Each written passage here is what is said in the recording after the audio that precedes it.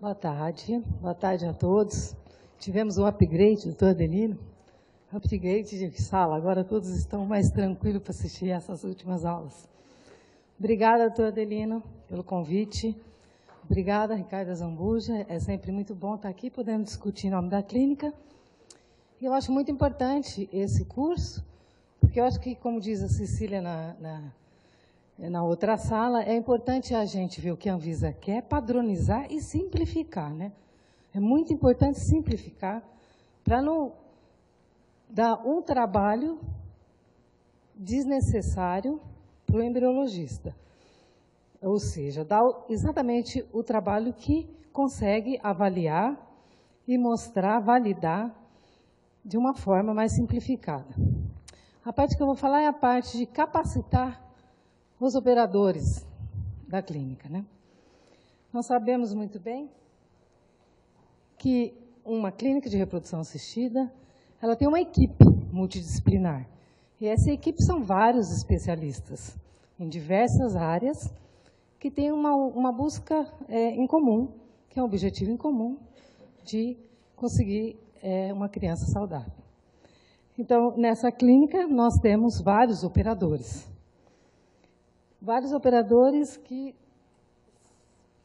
são eles desde o pessoal da secretaria, comunicação, computação, e assim vai chegando aos operadores, enfermeiros, geneticistas, médicos e embriologistas. E o que eu vou falar mais é sobre a capacitação dos embriologistas. Então, nós vamos para o laboratório. E a minha aula é dividida em 4 pontos. Primeiro, a formação do embriologista. O ofício, o que o embriologista faz, quais são as atividades. Como está o status hoje do embriologista na Europa, nos Estados Unidos, na América Latina, no Brasil. E como nós capacitamos esses operadores embriologistas, os treinamentos. Capacitar e treinar é deixar ele qualificado para fazer o seu processo, o seu objetivo. Então, a formação de embriologista, o que nós sabemos hoje, é que, para se trabalhar no laboratório de reprodução assistida, precisa-se ter o conhecimento de ciências básicas, ou seja, aquele que fez um curso em que trabalhou com biologia reprodutiva, com biologia celular, com microbiologia e também aqueles que trabalharam em laboratório clínico. Isso abrange um grande número deles. Então, nós temos hoje bioquímicos, químicos, até biotecnologistas dentro do laboratório de reprodução assistida trabalhando como embriologista clínico. Biomédicos, farmacêuticos, biólogos e veterinários. Abrange um número grande de formação de profissionais.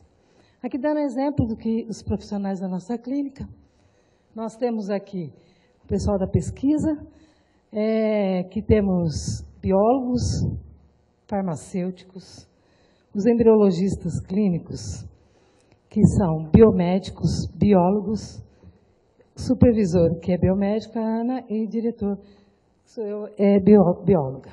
Eu fiz aqui uma enquete, isso, veja, não é um trabalho publicado, mas é uma enquete que eu fiz pela internet, de como estão os profissionais hoje nas clínicas. Então, são 20 clínicas diferentes, em que eu perguntei quais são os profissionais que trabalham e qual é o número desses profissionais dentro do laboratório. Então, aqui nós vemos que, tirando 2 clínicas, que varia de 1 a 29, o número de embriologistas dentro de uma clínica hoje, no Brasil, são 20 clínicas, tá? E tirando essas maiores aqui, a média que nós temos hoje de embriologistas trabalhando no laboratório de reprodução assistida é em torno de 2 a 3. Aqui deu 4, mas contando essas 2 clínicas que tem um número maior, diferenciado dessas outras. É lógico que aqui são só 20 clínicas, teria que pegar um N maior para ver isto. E o que nós temos hoje? Biomédicos, biólogos. Sempre achei que talvez tivesse mais biomédicos, mas não. Nós temos praticamente o mesmo tanto de biomédicos e biólogos e um número menor de veterinários, farmacêuticos e as outras formações. Como o biólogo deve trabalhar dentro da clínica? Pela Europa, hoje aqui se tem uns dados mostrando que em 27 países, 710 mil procedimentos, 7 mil embriologistas que trabalham. Ou seja, cada embriologista é capaz de fazer 100 ciclos. Pelo CISEMBRO, nós temos aqui 35 mil ciclos, 175 embriologistas, o que dá praticamente um embriologista para realizar 200 ciclos. E pela Sociedade Americana, nós vimos aqui que eles falam que, independente, se você fizer 1 a 150 ciclos, você necessita de 2 embriologistas, e isso vai aumentando conforme o maior número de casos, aumenta-se um embriologista para cada 200 ciclos. Isso só para se ter uma ideia qual é o número de embriologistas. E o que nós fazemos? Qual é o ofício dessa profissão? Quais são as atividades? Esse é um trabalho publicado agora em 2015, em que se fala, pelo trabalho se conhece o profissional. Então, aqui a prática, a profissão do embriologista e como ele faz isso para tornar um laboratório de alta qualidade, com uma boa qualidade, de controle de qualidade. E aqui nós sabemos que o embriologista ele trabalha com equipamentos de alta tecnologia, com micromanipulação de gametas, manuseios de microvolumes, células únicas. E nós temos, então, aqui um ofício de uma habilidade que tem que trabalhar com microscopia tridimensional, ter uma destreza, uma habilidade motora delicada, observar pequenos detalhes, ser perspicaz e ter tempo disponível de 8 horas por dia, feriados e domingos, o que o biólogo e o profissional de reprodução assistida sempre tem que ter em mente que quando começar a trabalhar, tem que trabalhar feriados e domingos. E, com certeza, tem que ser muito persistente e ter muita paciência. E nesse trabalho, se divide em 4 tipos de atividades. Aquele que faz o trabalho básico, o que faz a micromanipulação, o que faz a micromanipulação avançada e o que faz a pesquisa. E aqui, diferenciando, não vou ficar falando muito, mas o trabalho básico é aquele preparo de meio, preparo de sêmen, coleta de óvulos, a parte mais básica realmente do laboratório. A micromanipulação, nós temos a cysteine, preparo de óvulos, a desnudação dos óvulos, preparo de sêmen para oligobiópsia, ICSI, congelamentos e transferências. Isso já é a parte do profissional que faz a parte de micromanipulação. Tem a micromanipulação avançada, que são aqueles que têm a biópsia de blastoma, biópsia de trofoblasto, preparo de biópsia. Eu tive esses tempos, nós contratamos umas biólogas, ela fala, nós fazemos biópsia, então a gente precisa ganhar um pouco a mais. Então, é uma manipulação avançada que é definida dentro desse trabalho, de um upgrade dentro do trabalho da embriologia. E a pesquisa são aqueles que têm que fazer estudos clínicos, laboratórios, análise de dados e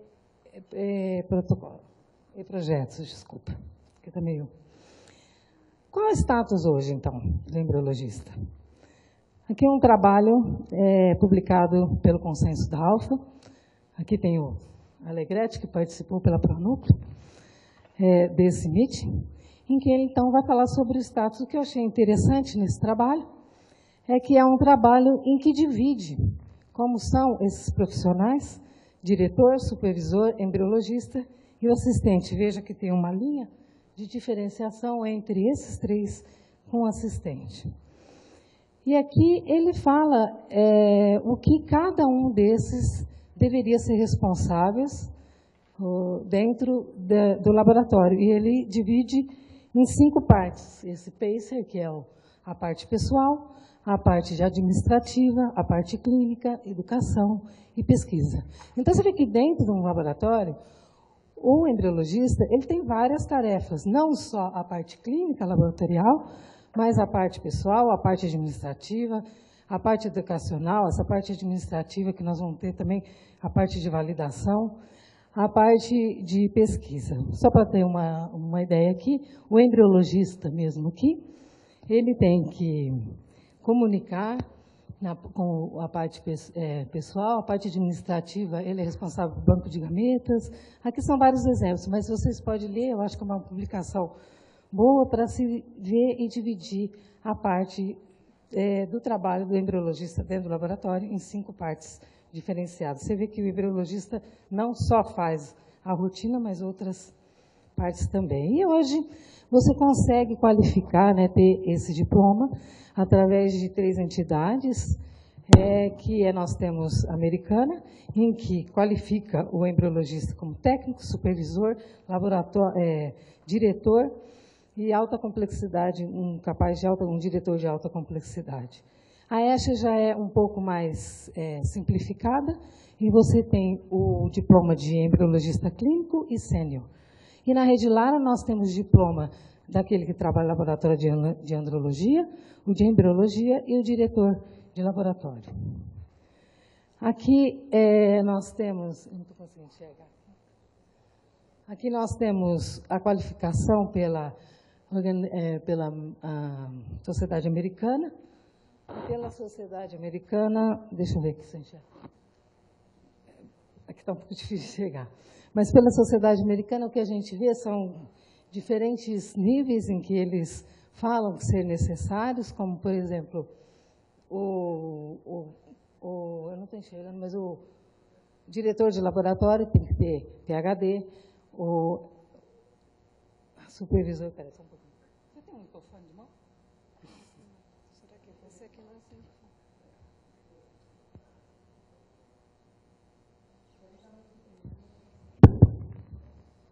Então, o diretor de laboratório, então, na parte educacional, ele tem que ter o doutorado, PhD, o treino de 60 horas, de 6 meses, no mínimo 6 meses, o supervisor, um master, e o embriologista igual ao supervisor. Então, aqui só uma forma de detalhar como são a qualificação desses diferentes níveis de trabalho dentro de um laboratório de reprodução assistida. Se tem hoje o certificado pela ESHA, que você consegue, e para ter esse certificado, o de embriologista clínica, você precisa ser membro, tanto o embriologista como o sênior, aqui bacharelado, aqui PhD, aqui 3 anos, aqui 6 anos, e ter um logbook, que eu vou falar mais para frente, que é justamente a capacitação desse embriologista.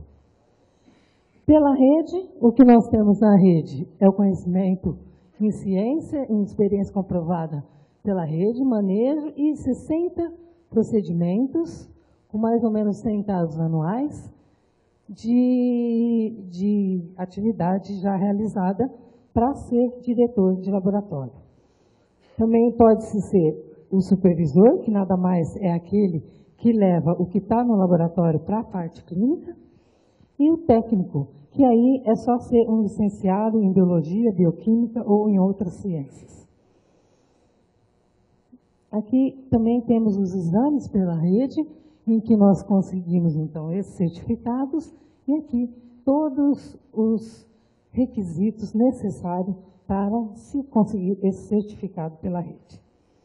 Pela Anvisa, nós temos que o profissional tem que ser de nível superior, com treinamento em reprodução assistida, legalmente habilitado e com registro no respectivo conselho de classe.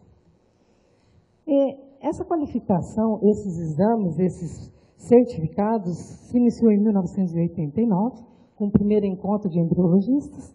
Desde então, se teve as certificações, acreditações, e também os certificados americanos começou em 1994, em 2008 se iniciou os guidelines que a gente tem dentro para seguir, e na Europa também em 2008. Esse certificado da ESHA também se iniciou em 2008. Então, aqui só para falar um pouco da história desse certificado, mas vamos falar o que realmente eu tenho mais para dizer, que é mais o tema da aula. Isso foi uma introdução que eu achei bastante importante de mostrar. A capacitação do operador, o treinamento, cursos e qualificações. Nós temos dois modos de qualificar. Primeiro, fazer uma Primeiro, capacitar uma capacitação interna e uma capacitação externa. A capacitação interna, o que nós fazemos? Nós pegamos um embriologista, fazemos um treinamento dele, E hoje se tem, o que eu vi, e que eu acho que seria interessante começar a adotar, é um book onde se grava as atividades desses embriologistas. Então, nada mais, esse logbook que a gente vê pelas outras entidades, é um diário de bordo. E um diário de bordo, que a gente sabe, numa escola de criança, nada mais é do que registrar. Registrar o que se aplica. Então, aqui nós temos... Vou enxergar aqui. O registro significa documentar um acontecimento. Isso é a forma de você depois capacitar o seu embriologista. Por quê? Esse é um instrumento poderoso para você avaliar e falar, esse embriologista está capacitado. E o que é isso? Então, o que nós devemos fazer? Todo operador deveria ter um book, um diário de bordo. Manter um registro da experiência do trabalho. Então, se eu entro lá, eu sou embriologista, eu tenho que ter tudo registrado do que eu fiz. E esse registro é um registro detalhado de todos os processos que eu fiz acompanhado com o supervisor. Então, eu estou aqui com um embriologista, eu vou capacitá-lo, eu vou ficar... Hoje eu vou seguir ele fazer um procedimento. E ele vai registrar, e o diretor e quem seguiu ele vai assinar. Deve ter um número mínimo de procedimentos que esse estagiário tem que fazer antes que ele possa ser considerado capacitado. E o embriologista sênior, então, irá checar e escrever e dar como um certificado de que ele é capacitado internamente para esses trabalhos. Aqui um exemplo das regras da ESHA. A ESHA aqui, como eu falei, ela tem esse logbook. Então, mostrando aqui, ó, o que eu achei do logbook, aqui nós temos os procedimentos, por exemplo, coleta, o nome do supervisor, ele foi observado, essa pessoa foi observada, e a assinatura. E aqui vários ciclos que ele fez, e isso tudo registrado. Eu falei que é para simplificar, mas é uma forma de você registrar o que o embriologista faz. Aí você tem ele capacitado internamente pela sua clínica. Aqui um outro exemplo na literatura de um logbook, desse diário de bordo. Então, aqui nós temos, nas clínicas desde 2009, ele fez 577 ciclos de coleta, de análise de sêmen, preparo, inseminação, e assim por diante, assinado pelo supervisor. Esse é um dos exemplos que nós poderemos fazer. Outro ponto importante é o sênior checar se o operador está fazendo o POP conforme descrito. E sempre o POP deve ser feito com uma pessoa, uma segunda checagem. Então, se eu vou congelar aquele embrião, tem uma pessoa checando o nome e checando essa pessoa fazer para poder capacitá-lo. E lógico que tem os KPIs. Hoje, na literatura, se vê que eu tenho que ver se eu estou fertilizando bem, eu vou fazer o meu KPI. Então, essas chaves indicadoras, nós temos várias chaves indicadoras descritas na literatura, né? Então, aqui, essas 15 chaves, por exemplo, e as benchmarks, que são descritas aqui, como acho que a Daniela, que apresentou hoje de manhã, é da British Sociedade Inglesa, essas sugeridas. Mas, como disse o Sandro, é muito importante nós termos as nossas benchmarks de dentro da nossa clínica. Essas benchmarks, que é que o nosso embriologista tem que ser capaz de realizar.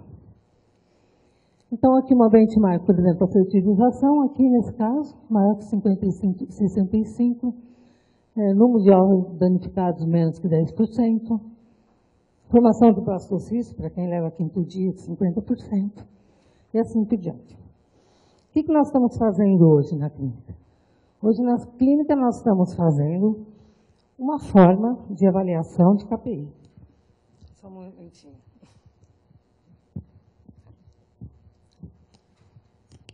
Uma estratégia de KPI. Tá? Então, isso eu queria mostrar para vocês, que é uma estratégia de controle de qualidade que nós estamos fazendo. Foi publicado agora esse trabalho, se vocês quiserem avaliar com mais detalhes, agora nesse último mês da nossa revista. É uma estratégia em que nós fazemos um score de KPI. Não só avaliar fertilização 65% desse embriologista, mas um score de vários KPIs. E o que é isso?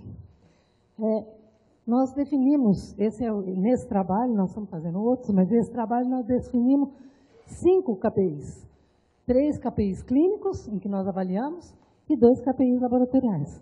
Porque é muito fácil você falar que ele não fertiliza esse embriologista sem você ver como vem a parte clínica. Então, essa é uma estratégia justamente para unir as duas, a parte clínica com a parte laboratorial. Eu sou uma embriologista que recebo uma paciente com 2 óvulos e fertilizo 50% ou 0% ou 100%.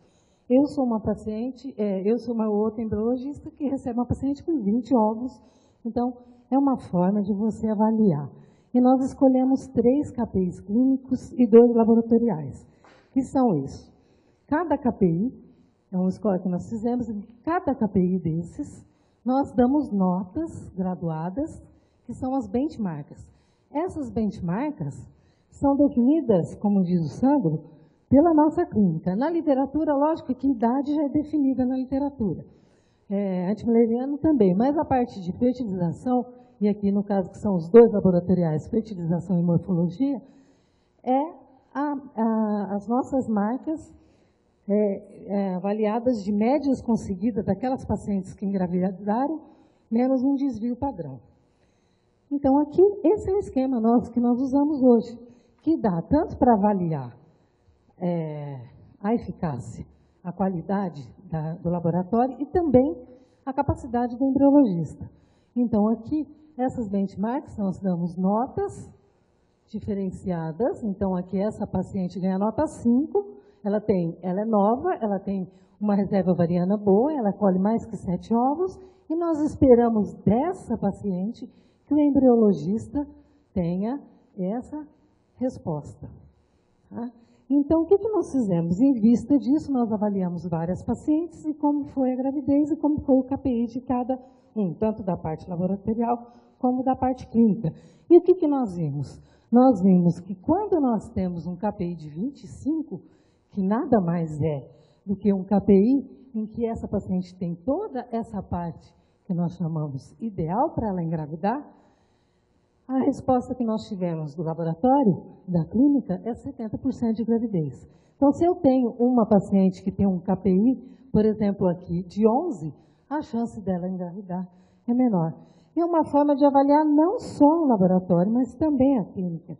E também cada embriologista. Por quê? Porque se eu chego aqui, eu chego com uma paciente que ela é intermediária, que é uma paciente baixa, é um KPI, um score baixo, um score intermediário e um score alto. Se eu chego com essa paciente, que é uma idade adequada, com uma reserva intermediária, com número de óvulos intermediários, e aqui eu tenho uma fertilização mais, eu tenho uma qualidade uma qualidade embrionária de baixa qualidade, eu tenho que checar o porquê. Porque o esperado disso é que o laboratório me dê, no mínimo, 6. E ele aqui está me dando 5. Aqui ele está me dando 5 e 6. Na verdade, o esperado é ele ser maior que 6. Para se ter o que eu espero dentro desse pessoal aqui, dentro do que a clínica me oferece. E se eu analisar por embriologistas, eu posso ver qual é o KPI de cada um. Por exemplo, embriologista 1, 2, 3 e 4. Essa embriologista 1, ela teve uma média de KPI clínico 9. KPI laboratorial foi 7, e o total 16. O embriologista 2 já teve, aqui esse outro, o embriologista 4 já teve uma média de KPI clínico melhor, ou seja, ela recebeu pacientes com melhor prognóstico. E ela me deu um KPI laboratorial de 7,75. E me deu um KPI total de 19. Então, aqui é uma forma, você vê, Essas embriologistas não deram diferença no que elas trabalharam, apesar de ter dado uma pequena diferença, mas aqui ainda não deu nada significativo, porque o N é pequeno. Mas é uma forma de eu avaliar se está vindo da clínica um KPI alto e o laboratório me responde um KPI baixo. Então, aí eu posso avaliar e capacitar essa embriologista para que ela melhore. Também fazemos isso, estamos fazendo também não só para o programa de ICSI, mas para o programa de criopreservação. E o programa de criopreservação, nós mudamos, é a mesma coisa, o KPI clínico, mas nós mudamos o KPI laboratorial, que é a qualidade morfológica do lote congelado e a clivagem de 100% dos blastômeros depois do descongelamento. Também estamos tendo resultados. Mas isso vai ter uma aula só sobre isso na sexta-feira, se vocês quiserem, eu vou detalhar mais.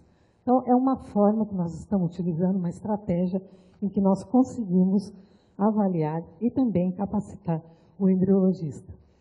Nós devemos fazer reuniões para sempre discutir o que se tem de problemas e tentar ajudar na capacitação desse embriologista. Aqui nós fazemos missão em todos os ciclos, e aqui então, só para mostrar para vocês como nós fazemos para qualificar capacitar cada embriologista. Então, aqui é a escolha da morfologia, e eles fazem a cega, depois nós avaliamos a média de cada um e ver se eles realmente estão fazendo dentro do esperado da clínica. Outra forma de capacitar o embriologista é a parte externa. Na parte externa, nós temos sites que vale a pena vocês verem, que é site que você pode comparar o que você está fazendo com a parte externa, e clínicas até fora do país.